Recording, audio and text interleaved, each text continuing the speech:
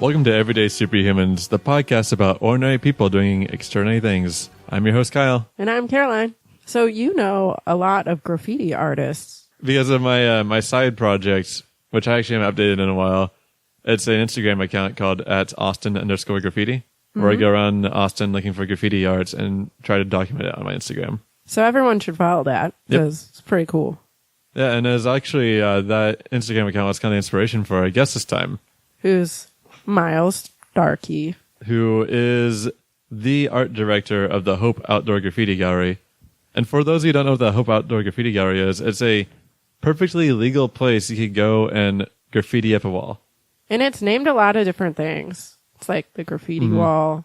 Austin Graffiti Park. But Hope is the organization that runs it. Yeah. And in this episode, we spoke to Miles Starkey about pretty much where it came from, all the famous artists there. A lot of them I'm a huge fan of. My favorite one of them all is the Eye Doctor. So how would you approach the Eye Doctor if you saw him? The last time I saw him there, I was so starstruck that I just couldn't. I was like, I like your work. And I just left. It was so pathetic and so embarrassing. We did a video extra where he did a graffiti painting of Nugget. Not the Eye Doctor, but Miles. Oh, of Miles. Yeah. Miles did that. And the Eye Doctor was there and Kyle wasn't. I know. I was out of town and that I weekend. was like, ha. Yeah. But so did you approach him? I didn't. I was okay. starstruck. So he still doesn't know. But we also talk more about like what Hope also does too. It enables artists that wanted to get out there and get their work shown. They have a free place to go that's perfectly legal. You don't need to worry about getting arrested by anybody or getting fined by anything. And also they do a bunch of other stuff too, like a farmer's market and a yearly grilled cheese contest. Yeah. Yeah, so Miles won that year's, I can't remember which year it was, but that year's grilled cheese contest. And we talk a significant amount about the grilled cheese. It's making me really hungry right now. You will not regret this. I think I'm going to have to go get a snack while we listen to this podcast. Yep. Let's get some food. Noms. So, Miles, how about we begin with where Hope Outdoor Gallery started and how you got involved with it? Do you guys want to hear since I was born? Or? Yes. Yeah, what inspired you? Actually, when you were in the womb. When I was a baby. I've always liked art. It's always kind of been like at the back of my story. When I was little, I would draw on butcher paper and all that kind of stuff. But just, throughout my life, it was kind of like a thing that I fancied, if you will, among other things like using my hands to do other creative activities. But it wasn't until I moved to Austin, got a job at Whole Earth in Houston, and then moved to Austin right next to the Graffiti Park, actually. Oh, really? The Hope Outdoor Gallery, also known as the Graffiti Park, also known as Castle Hill, also known as, I started working at Whole Earth right down the hill, assisting with buying toys and gifts, and then an employee that worked at the store, Heath Speakman, who actually started Spray TX. Oh, yeah. I know them. I follow him on Instagram. Okay, right on. Yeah, he's awesome. Yeah, He encouraged me to go up there one day and do some painting, and I was meant to meet him up there, but at some point I just went there by myself with some crappy paint I had and painted, and I loved it. It was like kind of a therapeutic experience, But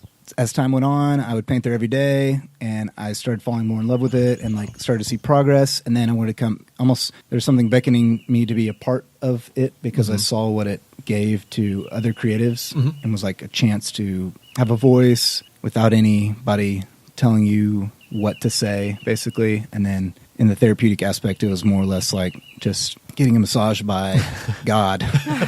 And the park itself is really cool. It's like anybody could spray there if they want to, right? There's no license, there's no registration. I mean, we actually ask like that people sign in via murals@hopecampaign.org or just shoot us an email. We'll send you an email back, kind of like naming off a couple things that we ask that of you while you do there. Basically, a street art education. Okay. Gives us an opportunity to say, hey, don't paint over anybody's work. Pick up after yourself. Tourists like to litter. You can pick up after them too. Clean up your area because it makes your art look better. And just don't paint over anybody's work unless you intend to whitewash it first. Are they running out of room? Never. Okay. Like I one time got done with a piece and some artist came up right after me and just whitewashed it. Yeah, I've seen that happen before. Painted a piece. And I was like, at first I was like, oh my God, I'm so upset. I hope they paint something cool. And like, then after like a couple of minutes, I was like, I don't care if they paint something cool. Like, Wait, so whitewash, that means they... Like buff it, like with roller brush. Oh, okay, yeah, just kind of... It's basically like whiteout, but yeah, painting. Okay. on a bigger scale. Yeah, like a story. It's just like Might out of need some respect. more whiteout. It's just like, you buff it with respect. You said, hey, you had a really great piece, and out of respect, I'm going to buff over it. Okay, so As opposed to like, I'm going to doodle my name or hashtag God saves. I've seen a lot of those there. How long has Hope Outdoor Gallery been around? So Hope Outdoor Gallery has been around since 2011. It's been a good while 6 so years far. now? Yeah. What was the inspiration to start the entire... Were you part of the initial I was start? not. Andy Skull-Cheatham and a couple of her friends came up with the idea, and they approached Vic Ayad and Castle Hill Partners, the castle at the top, the Old Texas Military Institute. He was psyched about it. His partners were really happy and gave us permission to manage the property, organize volunteer groups for the trash, and organize paint days where the artists come out as a group and paint, and thus it was born. Yeah, and it's a really beautiful wall too. Like I've seen some of my favorite artists and Austin go there too. Like part of my favorite artist right now is probably the Eye Doctor. Oh yeah, I love that guy. No way, right on. Yeah, I follow him on Instagram. I love his stuff. I try to hunt his stuff down and put onto my Instagram. Oh yeah, I just love his work. And I saw him actually painting there live once, and I actually got starstruck. I was like, oh no! I was like, what did I say? I was like, I love your work. Is all I said. I didn't actually say, hey man, I need to know more about this stuff. Like that. I just love that guy. Yeah, man, his pieces are so nice. Yeah, they're like mandalas almost. Yeah, so I guess Hope Outdoor Gallery, in a sense, you guys encourage, I guess, art amongst Austinites in a way, right? Kind of our deal is connecting creatives with causes through projects and events. It's all about supporting the artists. People have painted out there, and it's definitely happened to me where you're painting and somebody's like, oh my gosh, I love that. I have to have it in my living room. And then the husband's like, honey, how about just a painting? And so, they'll commission a piece from you or something like that. So you don't have to go into a studio. The people can just walk up to you and be like, I love your work. Right. It's a public art gallery. Yeah, basically. Hope Outdoor. Yeah. It's also I noticed there are like Instagram tags there too because people are trying to promote their work. Are there any favorite artists of yours that you see come by there often? I mean, Josh is definitely a favorite. The Eye Doctor, Helena, she does large scale skeleton like pieces where you can there's characters in it. They're kind of inspired through some of her dreams and other aspects of her life. Try following her. Oh, it's totally Helena? cool. Or Lena TX is her All right, Instagram. I need to check that out. I believe so. Yeah, there's a couple new artists. There's some older artists that paint there. Some artists from Spray TX that come out. Sometimes they paint in groups or solo. But M Leading is another really good one. She is 20, a student over at UT right now. But she started painting out there, and she was like, "Hey, get me involved." And so I've kind of been trying to get her as involved as possible. And do people bring their artwork too? Yeah, people will bring their artwork, set it up like on a little table, and then, if somebody happens to want it, then they'll, an artist will say $1,000 or something. I only have $100. Well, okay, I'll $100. But, generally, when that kind of stuff happens, the artist will give a donation back to Hope or something like that. There's also a guy that's out there, Jules. I don't know if you guys have run into him. He sells prints. So, prints of the art, he'll take pictures and then he'll make it into a print. Okay. And he donates a portion of that back to the gallery and helps dumpster pickups and part insurance and that kind of stuff. So you said earlier you connect artists to causes. What do you mean exactly by that? So Hope Senegal is a program we have going on, or a project rather, in Senegal. There's a woman named Yasmin who approached Andy and was like, hey, I have this idea. What had happened originally was she was in Senegal. She went to this school, and the nurse brought her in and said, look at this line outside the door. And there's a ton of kids. And she said, come inside my office. She showed her the cabinets. There's nothing in the cabinets. And she was put a challenge to her to do something about it. And so she started getting medical supplies for them. And then, so Yasmin wanted to get involved with a nonprofit and went to a couple nonprofits that are kind of iffy. And then she approached Andy at Hope and said, hey, what do you say? And she said, yes. So, Hope, I don't know if you know about it, stands for Helping Other People Everywhere. We are going to be putting together a coloring book / journal that's encouraging the kids of Senegal. Because there's a school that we're working with in particular through Yasmin, and one of the things is that there's street kids. I don't know if you guys have ever heard of that. People will go into a village and say, hey, we're going to, your kid's going to have a chance to go to school. And so, instead of taking the risk of not sending their kid to school, they'll send their kid to school, and it's not really school. They'll just put them on the street and make them beg. And so, that's one of the programs is connecting through these. It's so terrible. The first time I heard about it, I actually it's like whoring out your kids in a way. I know, it's so terrible, and I was like, this is not cool. Can't be real. But then, so through that school, there's also like a women's empowerment program, and then there's also a scholarship program. And so Yasmin is actually, after doing the medical stuff, like she got into all these other programs, all these facets of the school because she was like wanting to get involved. Her husband's actually from Senegal, so they go back frequently. My birth mom is coming in town, and she's never been to Austin, so it was like graffiti wall, Yeah, it's a good symbol. It's a very like Austin-y thing, and I think it just shows like shows off the local art scene and everything like that. It encourages kind of like, I guess in a sense, counterculture behavior, like what Austin's kind of counterculture to the rest of Texas. Right. I like That's it for true. that reason. I feel like graffiti sometimes gets a bad rap.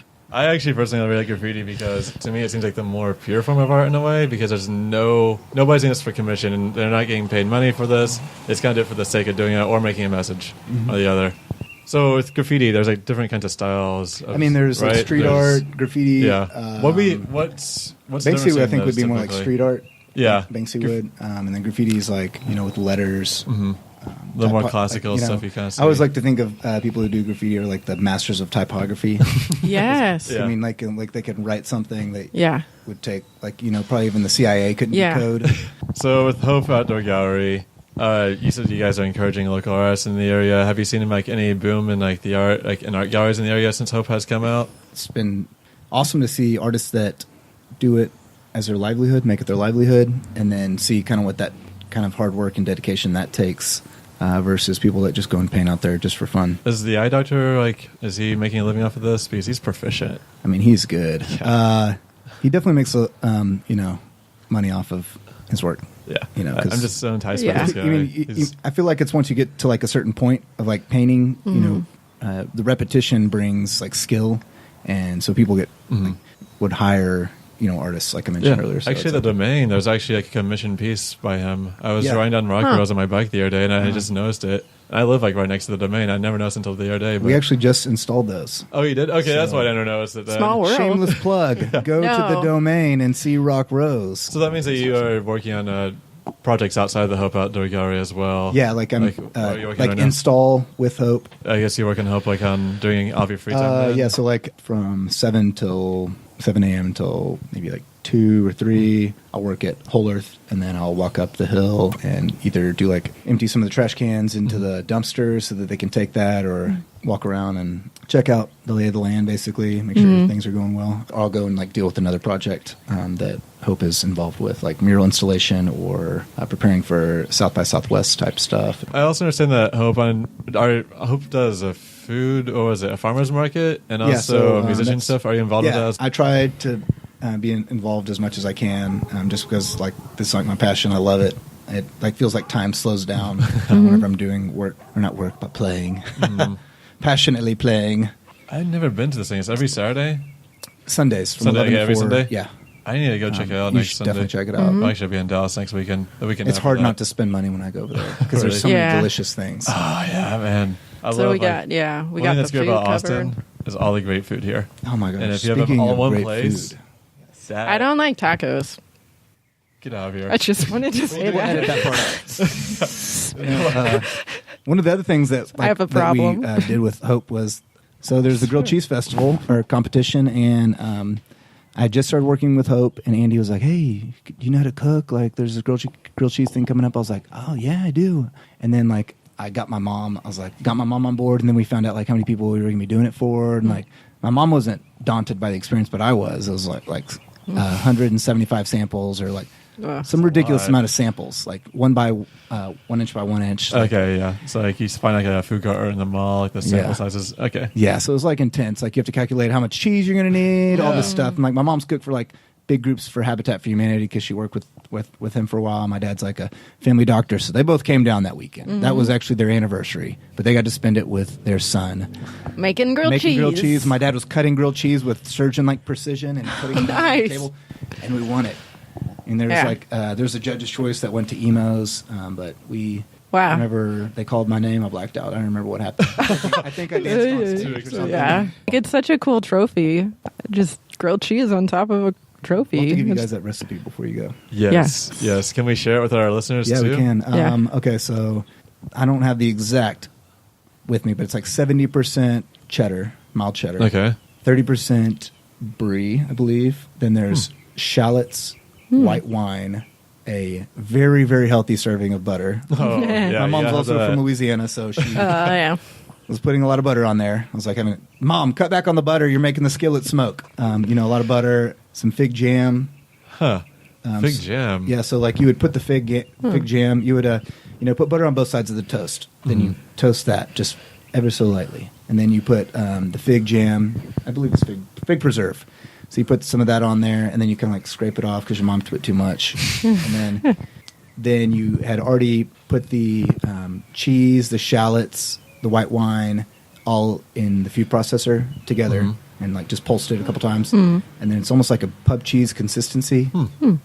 Pat it flat, stick a little patty of cheese on there, put the other side, and it's basically good to go. You could sprinkle a little umami on there. That's You guys know artisan umami? level. What's umami?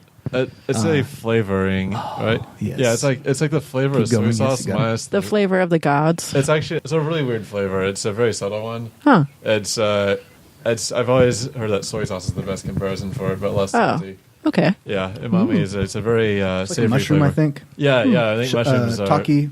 Yeah, shiitake mushrooms are Shiitake umami. mushrooms. Yeah. Huh. Yeah, I think also cooked chicken is considered umami too. Yeah, it's this really like subtle, savory flavor that's actually typically makes food better. Yeah, It's delicious. I try to put it on everything, but Caroline will, inevitably hide the package somewhere. Or something, so. it's like a drug. You just gotta have your umami. It's so good. I'm trying to introduce my roommate into that. 'Cause I'm getting to cook for him a lot, so it's like, Yeah. I'm like, hey, have you heard of this umami stuff? It's like on Portlandia where all that guy eats is pasta and he can't stop eating pasta.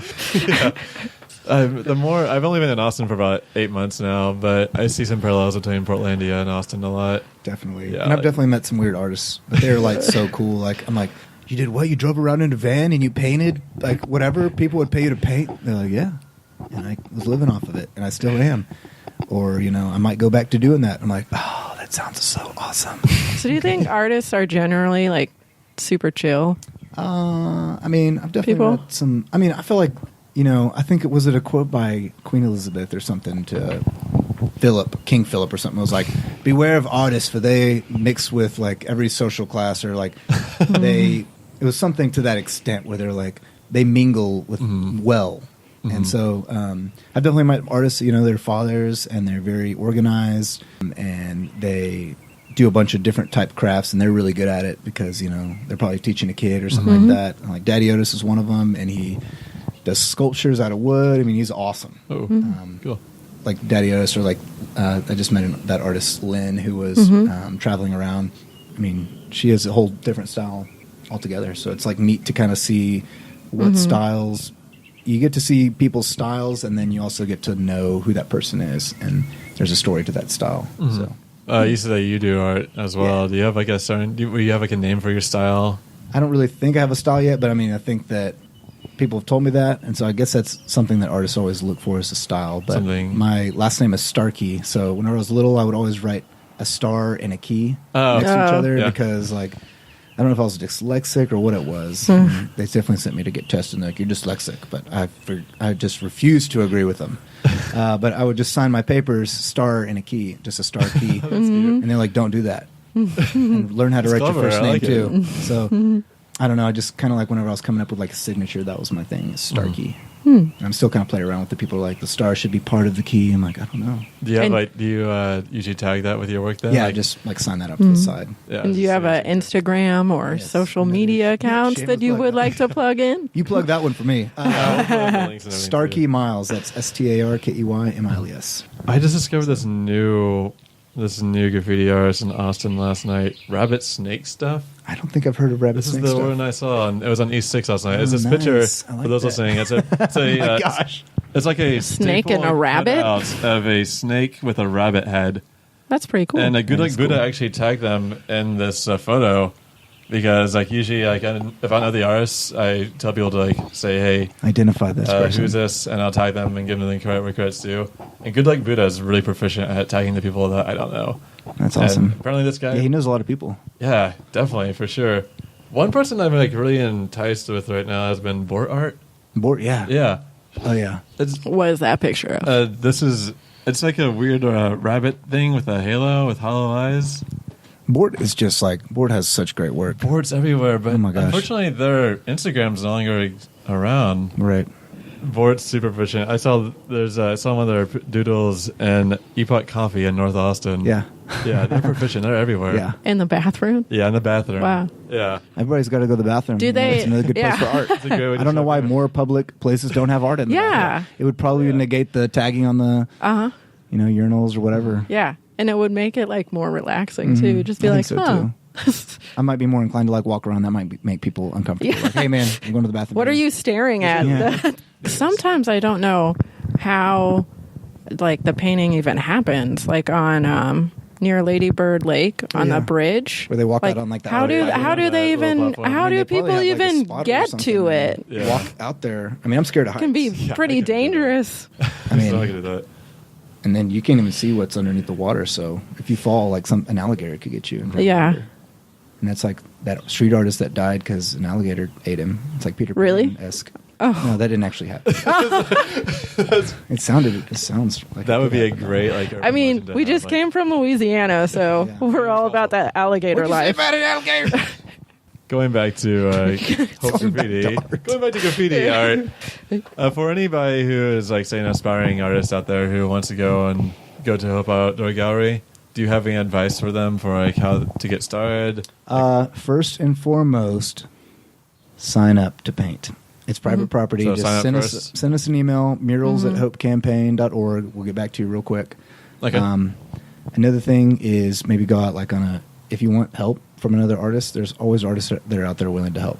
So don't be scared to go and paint. And like, I mean, you'll get there and you'll see other tourists and stuff painting, and they're just writing their name or like, hashtag God saves or something like that.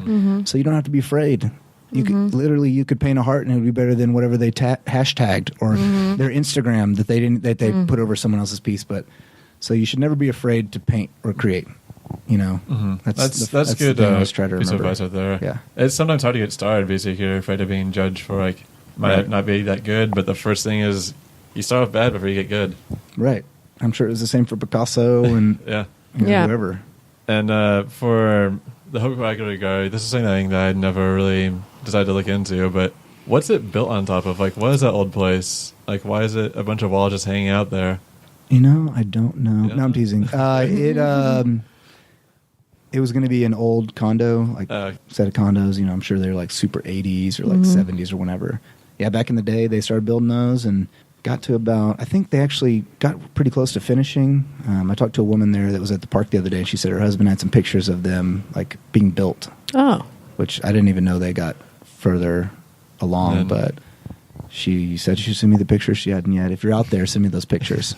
But there were going to be some condos. They ran into like an engineering issue, and then that's as far as they went. The backers dropped the project. Huh. So And then now Became we have, art. and A piece of art. Yeah, Yeah. rather than just like being like an eyesore of just like old concrete walls there, you put it to good use.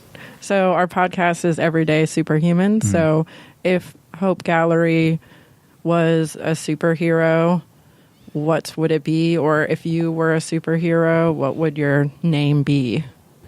I don't know, like if it was a superhero type talent or something that somebody would have, maybe it would be like those thoughts that people have in the back of their mind sometimes that like they want to express, or like they have like some little bit of creativity. Maybe it would be like almost like a super conscience that was like just express yourself.